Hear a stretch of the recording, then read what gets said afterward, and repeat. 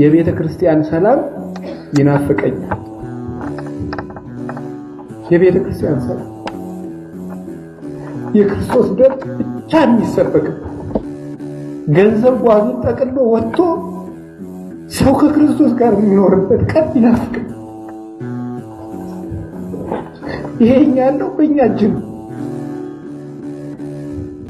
ቤተ ክርስቲያን መከራ ውስጥ ናት። በገንዘብ ሰው ይታረዳል።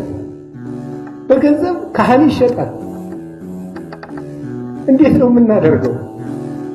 በክርስቶስ ቤት ውስጥ እሱ ደሙን ያፈሰሰለት ሰው ይታረዳል፣ ይገደላል።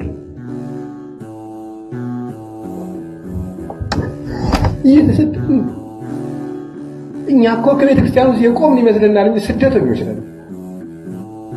እና አባቶች ልናስብ ይገባል። ሁሉ እንደሆነ ያልፋል። የበላም እንዳልበላ ይሆናል። የለበሰም እንዳልለበሰ ይሆናል። ነገ ክርስቶስ ሁሉንም እንደሰጠው ያሰጠዋል።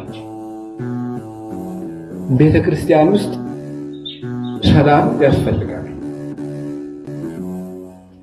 እኔም ብለው ይሄንን ክርስቶስ ለቤተ ክርስቲያን ይዞላት የመጣ ነገር የይቅርታ ደም ነው። ዓለም የሚቀድስ ደም ነው ይዞ የመጣ። ካህን እጆቹ ይቅርታን ያፈሳል፣ ይቅርታን ያንጠበጥባል።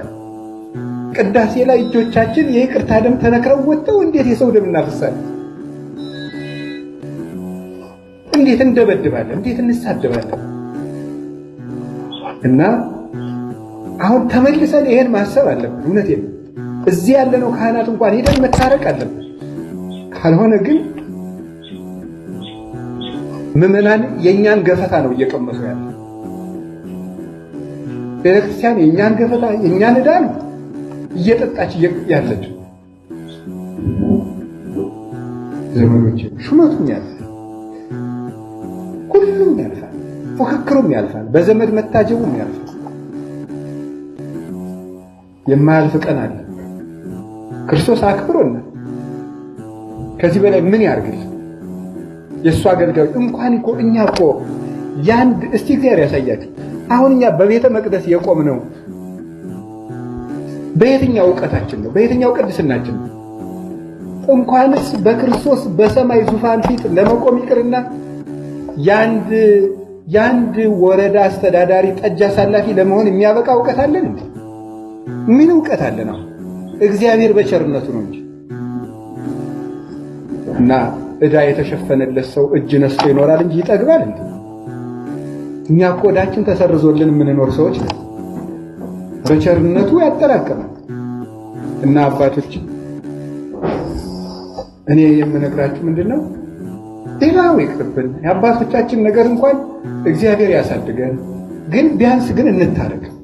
ቢያንስ በይቅርታ እንኖር። ቢያንስ ዘረኝነቱን እንተው። የቋንቋው፣ የክልል፣ የዞን፣ የወረዳ፣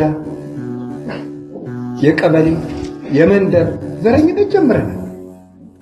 የመንደር ዘረኝነት፣ የጎጥ አሁን እንዲህ ብለን ነው እንግዲህ ታዲያ መንግስተ ሰማያት ወንጌል እንዴት ነው እንዴት ወንጌለኛ ወንጌላዊ ሆነናል ሞተናል። እና ቢያንስ ዘረኝነት ይልቀቅ፣ መንደረኛነት ይልቀቅ።